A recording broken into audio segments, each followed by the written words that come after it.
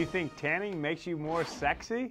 We're going to find out if it's healthy. Welcome back to Get Connected. I'm your host, Conn Jackson. Joining us right now is a world-renowned dermatologist, Dr. Gilbert. Welcome. It's good to be with you, Conn. Well, it's certainly great having you with us, Dr. Gilbert. In your opinion, what are the 3 biggest mistakes we make when it comes to our skin? Well, this survey that we performed actually showed that people really are not protecting themselves from the sun. They're aware of a lot of other health issues, but their skin concerns kind of fall lower on the totem pole for them. And the first mistake we make is not wearing sunscreen.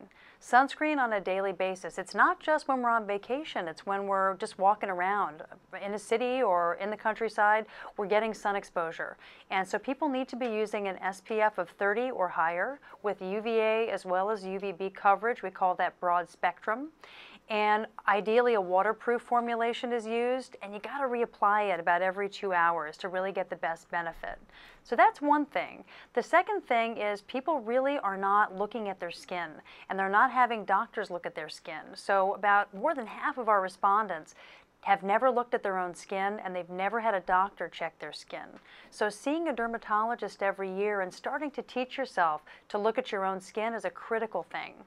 Well, Dr. Gilbert, I understand that applying sunblock will keep us from developing skin diseases, but I also know that a lot of us want to have healthy tan look to be more attractive.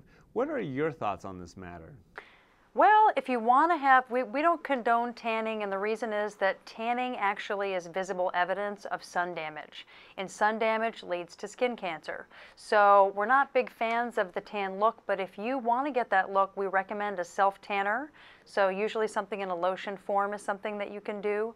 But that's much preferred to getting UV rays. What we showed actually in the study that was conducted by the American Academy of Dermatology and Leo Pharma is that people do believe that tan skin is more attractive. And again, this is ironic because this is actually an evidence that somebody is increasing their risk for skin cancer. Well, that is incredibly ironic. What sunscreens do you recommend for protecting our skin?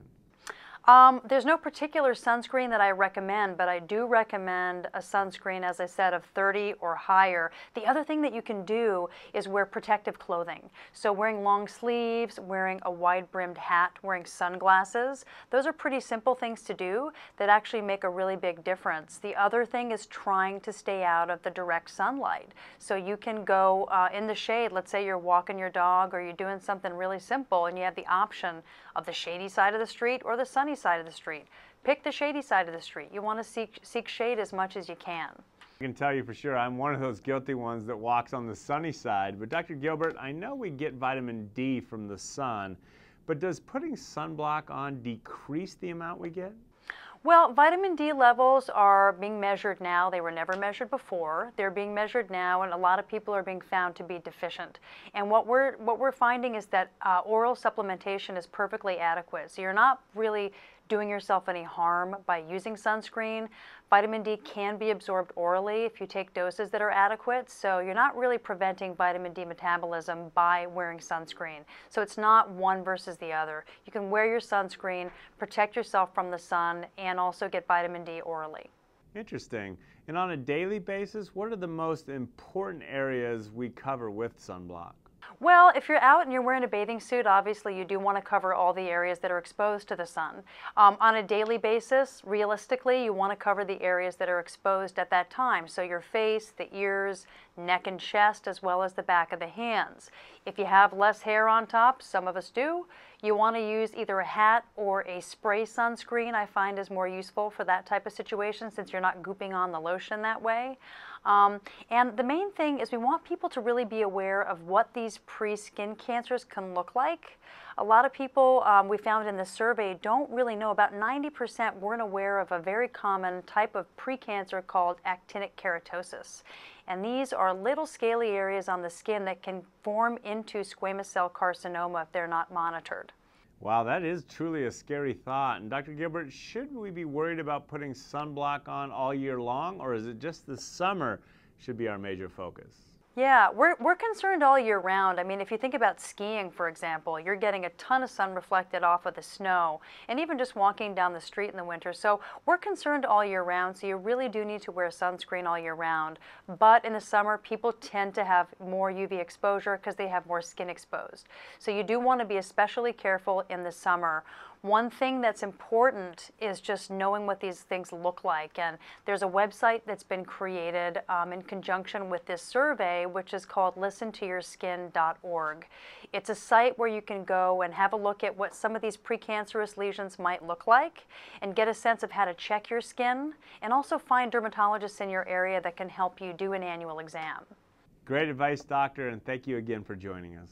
You're welcome.